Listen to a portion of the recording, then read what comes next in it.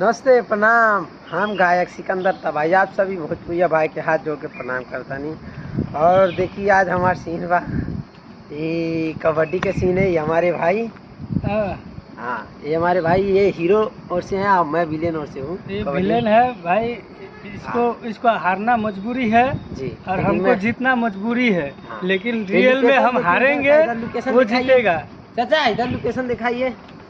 देखिए सब लोकेशन है। ये यहाँ पर ग्राउंड है, यहाँ शूटिंग होगा। और एक बात और, हाँ सर, हम लोग जीने के लिए खाते हैं, खाने के लिए नहीं जीते हैं। क्या बात है, दिल खुश हो गया। और फिलहाल चाचा इधर दिखाइए लोकेशन। देखिए ये लोकेशन है और ये सीन है पूरा। इसमें ग्राउंड में पूरा सीन होगा।